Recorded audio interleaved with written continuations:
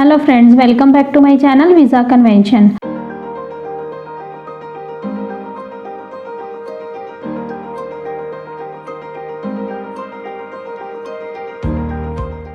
आज की वीडियो आपके लिए काफ़ी इन्फॉर्मेटिव होने वाली है, क्योंकि आज की इस वीडियो में हम डिस्कस करेंगे कि वीज़ा के लिए इंग्लिश आना ज़रूरी है या नहीं।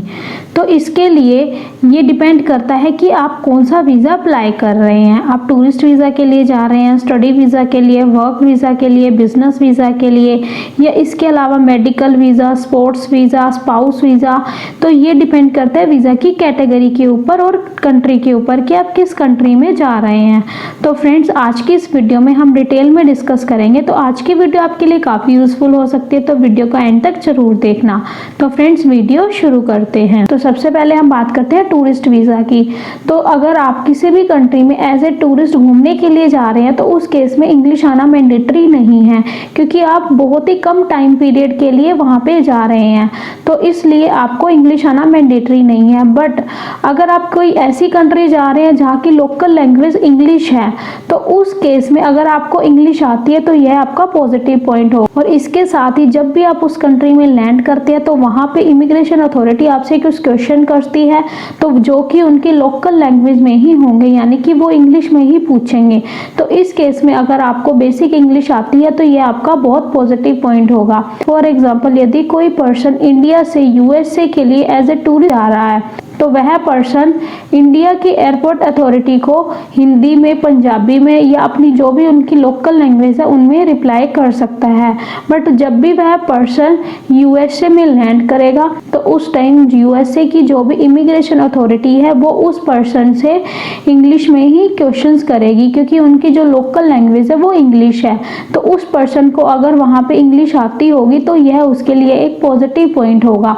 बट ऐसा नहीं है कि अगर आपको इंग्लिश नहीं आती तो आपका वीज़ा डिनाई हो जाएगा या आपको वापस भेज दिया जाएगा। बट अगर आपको इंग्लिश आती है तो वहाँ के लोकल पीपल से कम्युनिकेट करने के लिए यह एक पॉजिटिव पॉइंट होगा। नेक्स्ट हम बात करते हैं बिजनेस वीज़ा की।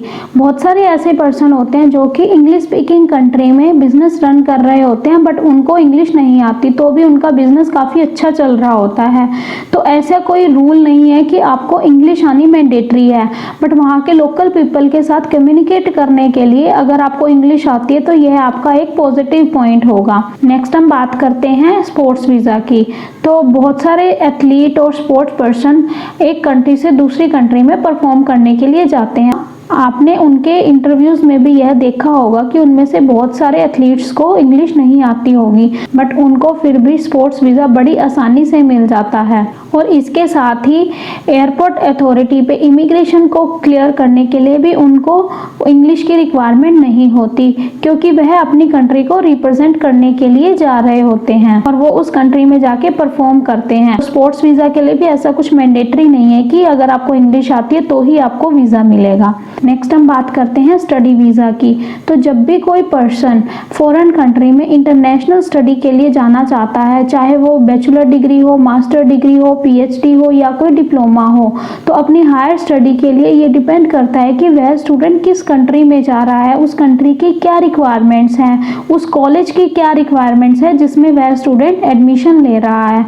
तो इसके लिए अगर उस कंट्री या उस कॉलेज की रिक्वायरमेंट है कि आपको लैंग्वेज सर्टिफिकेट अटैच करना होगा, तो इसके लिए आपको किसी भी लैंग्वेज टेस्ट का सर्टिफिकेट लगाना होगा। ये टेस्ट आइल्स भी हो सकता है, पीटी, टफल, ड्यूलिंगो, जो कि कॉलेज और कंट्री की रिक्वायरमेंट्स के ऊपर डिपेंड करता है। यदि वह कॉलेज और कंट्री आइल्स की ही डिमांड करती है तो उस केस में आपको आइल्स का ही टेस्ट मैंडेटरी होगा। और यदि वह कंट्री और कॉलेज पीटी, ड्यूलिंगो या टफल की रिक्वायरमेंट करती है तो उस केस में आपको उनकी कंडीशन के अकॉर्डिंग ही उस लैंग्वेज टेस्ट का सर्टिफिकेट प्रोवाइड करना होगा। इसके अलावा वह कंट्री और वह कॉलेज आपका इंटरव्यू भी कंडक्ट कर सकते हैं आपकी लैंग्वेज की एबिलिटी को चेक करने के लिए, या फिर आपका एग्ज़ाम भी कंडक्ट कर सकते हैं।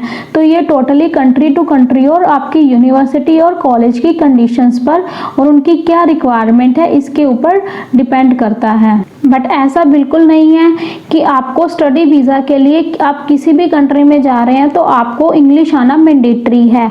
ये भी डिपेंड करता है कि अगर वहाँ की लोकल लैंग्वेज इंग्लिश है तो आपने स्टडी वीज़ा के ड्यूरिंग वहाँ पे लॉन्ग टर्म स्टे करना है तो इसके लिए वो आपकी लैंग्वेज एबिलिटी चेक कर सकते हैं। और इसके साथ ही यह भी मैटर करता है कि आप जिस भी कोर्स या स्टडी के लिए जा रहे हैं वह किस लैंग्वेज में है।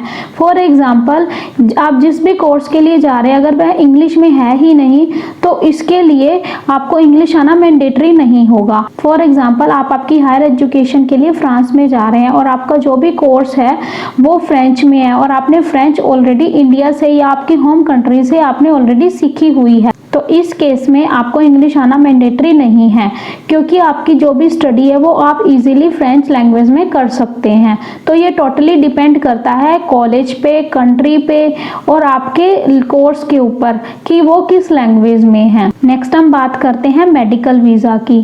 फॉर एग्जांपल, इंडिया एक मेडिकल हब है और बड़े बड़े कंट्रीज से लोग यहाँ पे अपना मेडिकल ट्रीटमेंट करवाने आते हैं। इसका रीज़न यह है कि जो यहाँ की जो भी मेडिकल फैसिलिटी है वो as compared to other countries काफ़ी सस्ती हैं। फॉर एग्जाम्पल, यदि किसी पर्सन ने अपने हार्ट का ऑपरेशन करवाना है और वही ऑपरेशन यूएसए में अगर 25 से 30 लाख के बिटवीन होता है तो वही ऑपरेशन इंडिया में 5 से 7 लाख के बीच में हो जाता है। तो इसलिए बहुत सारी कंट्रीज के लोग, स्पेशली गल्फ कंट्री के और यूएई के लोग इंडिया में अपना मेडिकल ट्रीटमेंट करवाने आते हैं। तो इस केस में उन पर्सन्स को इंग्लिश आना मैंडेटरी नहीं होता। वो इमिग्रेशन अथॉरिटी पे अपना मेडिकल ट्रीटमेंट के लिए जो भी उनके पास लेटर होता है और जो भी उन्होंने हॉस्पिटल को पेमेंट की होती है वो और पेमेंट रिसिप्ट इमिग्रेशन अथॉरिटी को दिखाते हैं और उनको इमिग्रेशन क्लियर करने में कोई भी प्रॉब्लम नहीं होती। तो फ्रेंड्स, इंग्लिश आना या ना आना टोटली वीज़ा की कैटेगरी पे डिपेंड करता है। नेक्स्ट हम बात करते हैं वर्क परमिट की।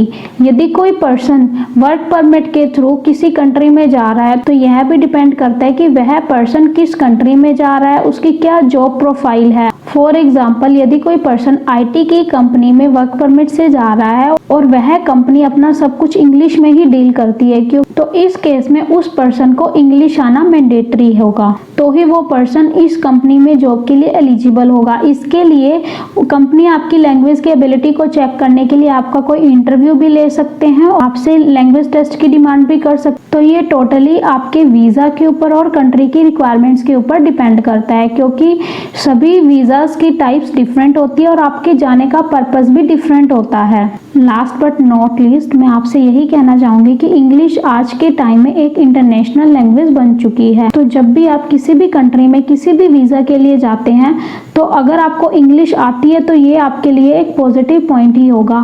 फॉर एग्जांपल, आप किसी भी कंट्री में जाते हैं तो वहाँ की एयरपोर्ट अथॉरिटी को कोई और लैंग्वेज चाहे आती हो चाहे ना, बट उनको इंग्लिश ज़रूर आती होगी। तो इंग्लिश लैंग्वेज अगर आपको आती है तो ये कम्युनिकेशन के लिए बहुत ही ईजी हो जाएगा।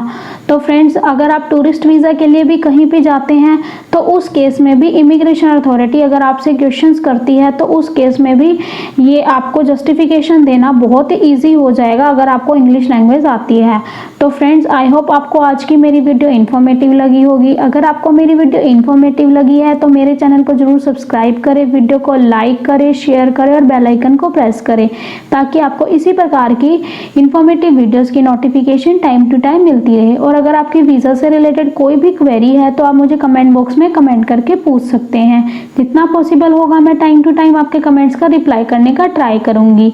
इसके साथ ही आप मुझे स्क्रीन पर दिए गए सोशल मीडिया प्लेटफॉर्म या फिर दिए गए कॉन्टैक्ट नंबर से भी कॉन्टैक्ट कर सकते हैं। Thank you friends.